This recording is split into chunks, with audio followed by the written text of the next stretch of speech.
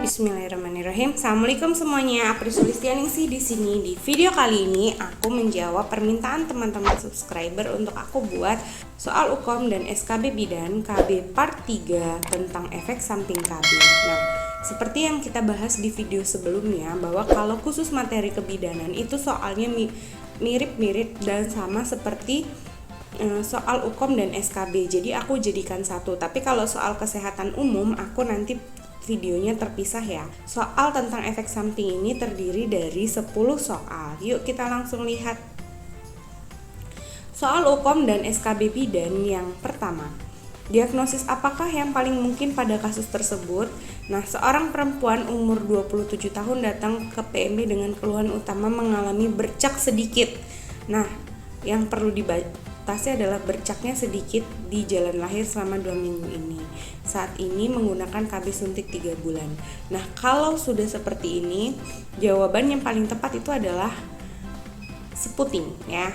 Jawaban yang paling tepat itu adalah seputing. Kenapa seputing? Karena adanya flek-flek dan bercak yang sedikit-dikit yang diakibatkan oleh KB suntik. Maksudnya yang diakibatkan oleh kontrasepsi hormonal. Jadi, seputing itu adalah adanya perdarahan di luar haid, di mana bentuk perdarahannya itu hanya sedikit-sedikit sampai ke bercak aja gitu ya. Beda dengan metroragi, menoragi, disminor, dan hiperminor. Kalau menurut teman-teman aku perlu ngebahas sendiri tentang kelainan menstruasi, komen aja di bawah ya. Kita ke soal UKOM bidan yang kedua ya. Data objektif apakah yang perlu dilakukan bidan pada kasus tersebut? Nah, terus kita ke sekilas pilihan jawabannya, baru kita ke badan soalnya. Seorang perempuan umur 27 tahun datang ke PMB dengan keluhan nyeri perut bagian bawah. Hasil anamnesis ibu adalah akseptor KB dan saat ini sedang menstruasi lebih banyak daripada biasanya. Hasil pemeriksaannya didapatkan nyeri perut bagian bawah dan adanya perdarahan banyak. Maka data objektif yang paling perlu dilakukan yaitu dengan melakukan pemeriksaan inspekulo. Jadi memang sudah efek samping KB IUD atau efek samping KB AKDR itu pada umumnya adalah adanya disminor, nyeri perut pada saat menstruasi, dan adanya perdarahan yang lebih banyak daripada menstruasi pada umumnya. Jadi kalau perdarahan yang lebih banyak, Jadi kalau ada perdarahan lebih banyak pada saat menstruasi itu kita sebut dengan menoragi gitu ya. Jadi nanti kita bahas sendiri tentang kelainan menstruasi ya.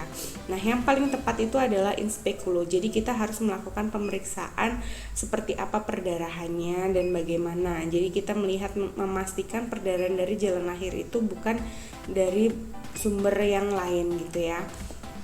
Kenapa juga bukan pemeriksaan HB? Karena kan ini data objektif yang diminta. Kenapa nggak palpasi abdomen? Kita sudah melihat di sini ada palpasi abdomen. Terus nggak USG, bidan nggak pakai USG ya. Kita melakukan observasi, kan yang diminta data objektifnya. Kita bukan penata laksanaannya. Oke, kita ke soal UKOM dan SKB bidan yang ketiga. Tindakan apakah yang sesuai pada kasus tersebut?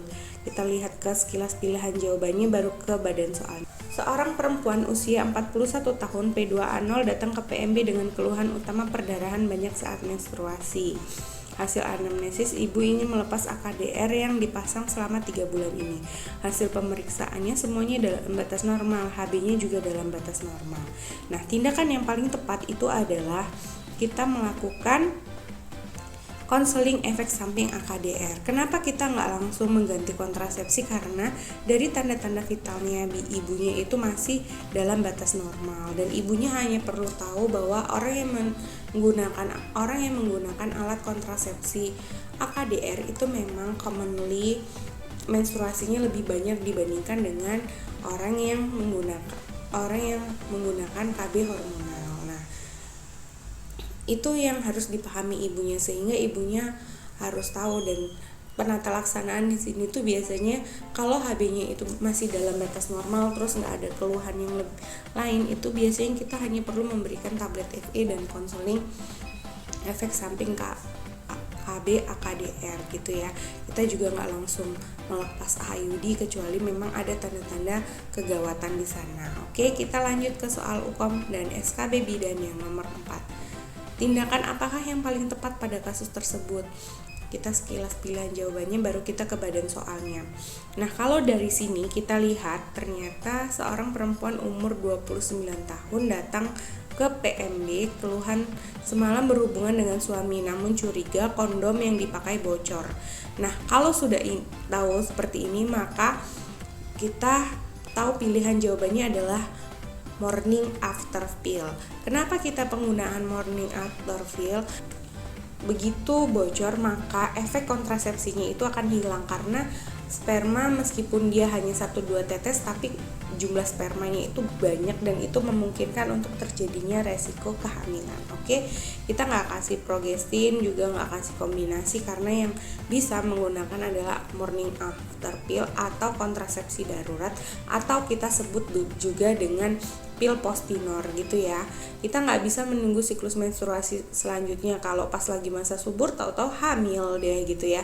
Apalagi ibu menyarankan ganti kontrasepsi. Iya, sebenarnya kita menyarankan menggunakan ganti kontrasepsi dengan menggunakan morning after pill, tapi yang paling tepat adalah menggunakan morning after pill. Oke, kita lanjut ke soal UKOM dan SKB bidan yang nomor 5. Diagnosis apakah yang paling sesuai dengan kasus di atas?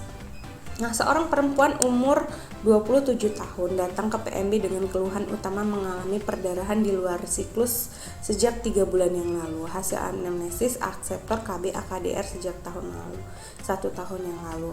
Hasil pemeriksaan didapatkan tekanan darahnya dan semuanya masih dalam batas normal. Jadi jawaban yang paling tepat itu adalah metroragi. Jadi dia bukan perdarahan di luar siklusnya itu bukan flek-flek, tapi di sini kan ditulisnya adalah perdarahan sejak 3 bulan. Jadi dia memang ada perdarahan di luar siklus sejak 3 bulan. Jadi jawabannya itu adalah metroragi. Kecuali kenapa kita nggak pilih seputing, karena seputing itu sifatnya itu seperti flek, dia bukan perdarahan. Kalau metroragi itu dia bentuknya perdarahan. Nah, kenapa kita nggak menometroragi itu? Kalau menometroragi itu dia perdarahan di luar siklus terus menstruasi terus lagi ada perdarahan lagi. Tapi kan di sini dia cuman ada mengalami perdarahan di luar siklus aja, tapi tidak ada statement terus menerusnya gitu ya. Oke, kita ke soal UKOM dan SKB bidan yang nomor 6 ya. Asuhan apakah yang paling tepat pada kasus tersebut? Seorang perempuan umur 27 tahun datang ke PMB dengan keluhan utama tidak haid sejak 3 bulan lalu. Akseptor KB 3 bulan, maksudnya KB 3 bulan sejak 6 bulan yang lalu. Ibu khawatir hamil gitu ya, dan hasil pemeriksaan PP testnya negatif. Maka asuhan yang paling tepat yaitu menjelaskan efek samping kontrasepsi KB suntik. Jadi salah satu efek samping dari kontrasepsi 3 bulan itu adalah terlambat menstruasi atau tidak datang menstruasi, dan itu memang dikarenakan salah satu fungsi dari hormon KB 3 bulan yaitu penggunaan hormon progestin itu yaitu untuk menipiskan dinding endometrium sehingga dinding endometriumnya itu tipis dan tidak bisa ditempeli oleh hasil pembuahan gitu ya. Nah, apakah yang namanya kasus seperti ini perlu nggak sih kita bahas sendiri video terkait dengan efek samping KB yang sendiri-sendiri gitu, seperti kayak misalkan pada kasus di sini kan tidak menstruasi 3 bulan, ditakutkan mereka takut karena darah kotornya itu nggak bisa keluar. Jadi sebenarnya itu adalah mitos atau fakta gitu. Kalau misalnya menurut teman-teman itu penting, komen aja di bawah gitu ya. Kita lanjut ke soal UKOM dan SKB bidan yang nomor 7 ya. Asuhan apakah yang paling tepat diberikan oleh bidan?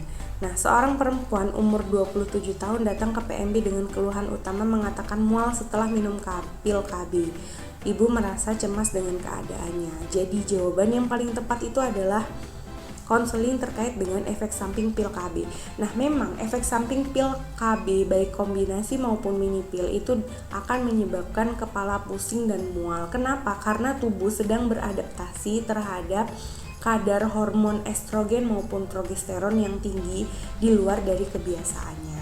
Itu sebabnya kan kalau orang lagi hamil itu kan kadar hormon estrogen dan progesteronnya itu kan meningkat. Itu dia biasanya agak ada efek mual muntahnya gitu ya. Itu juga berlaku untuk orang yang sedang mengkonsumsi pil KB karena dia karena hormon tersebut itu masuknya langsung ke dalam saluran pencernaan, berbeda dengan yang disuntikan. Jadi efeknya itu beda gitu ya.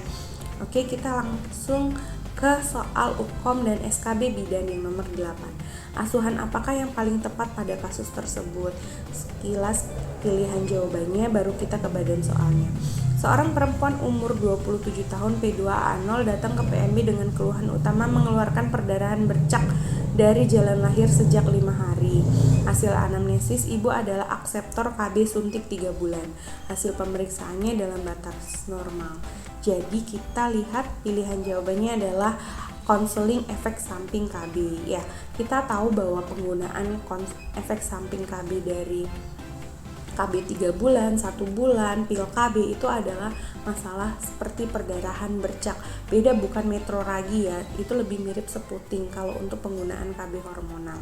Kalau menurut teman-teman saya perlu lebih dalam lagi membahas terkait dengan efek samping KB, penggunaan jenis-jenis KB-nya. Kalau menurut teman-teman itu penting, komen aja di bawah. Jadi aku nanti bikin video sendiri terkait dengan efek samping penggunaan alat kontrasepsinya gitu, dan terutama seperti kayak penata laksanaan obat-obatannya. Kalau menurut teman-teman itu penting, komen aja di bawah ya. Terus kita ke soal UKOM dan SKB bidan. Kapankah kontrasepsi tersebut efektif digunakan? Kita ke sekilas pilihan jawabannya, terus kita ke badan soalnya. Nah, ini masih sama seperti kasus yang tadi, dia ingin menggunakan KB darurat, pil morning after pill, atau penggunaan pil postinor atau kontrasepsi darurat. Kontrasepsi darurat itu bisa efektif sebelum 72 jam. Jadi kalau penggunaannya itu sebelum 72 jam, kita bisa menggunakan kontrasepsi darurat untuk mencegah kehamilan bila adanya hubungan seksual yang beresiko untuk terjadi kehamilan gitu ya. Oke, kita ke soal UKOM dan SKB bidan yang nomor 10. Tindakan apakah yang paling tepat pada kasus di atas tersebut? Terus kita ke sekilas pilihan jawabannya, terus kita ke badan soalnya. Seorang perempuan umur 27 tahun dengan keluhan utama haid tidak berhenti sejak 3 bulan yang lalu. Hasil anamnesis, akseptor KB AKDR. Hasil pemeriksaan, konjungtivanya pucat dan HB-nya hanya 9. Nah, tindakan yang paling tepat itu adalah melepas dan menyarankan mengganti kontrasepsi lain gitu ya, melepas IUD gitu ya. Kenapa? Karena ini kasusnya sudah menometroragi gitu. Nah, ini yang kasusnya dia bukan metroragi tapi menometroragi. Jadi dia seperti ada perdarahan terus menerus, terus perdarahan banyak pas waktunya menstruasi, terus tapi setelah selesai menstruasi masih ada perdarahan lagi terus menerus seperti itu adalah menometroragi. Nah, kalau menurut teman-teman, aku perlu nggak ngebahas terkait dengan perubahan siklus menstruasi atau masalah siklus menstruasi? Kalau menurut teman-teman itu penting banget, komen aja di bawah. Nah, itu dia 10 soal UKOM terkait dengan efek samping KB. Aku tahu banget soal UKOM ini kalau cuman 10 terkait dengan efek samping KB itu masih kurang banget. Terus buat teman-teman, kalau misalkan aku penting buat part 2-nya terkait dengan efek samping KB, tolong komen di bawah. Jadi aku buat konten video ini sesuai dengan kebutuhan dan permintaan teman-teman gitu ya. Oke, itu aja. Jangan lupa like, comment, share, dan subscribe seperti biasanya. Assalamualaikum warahmatullahi wabarakatuh.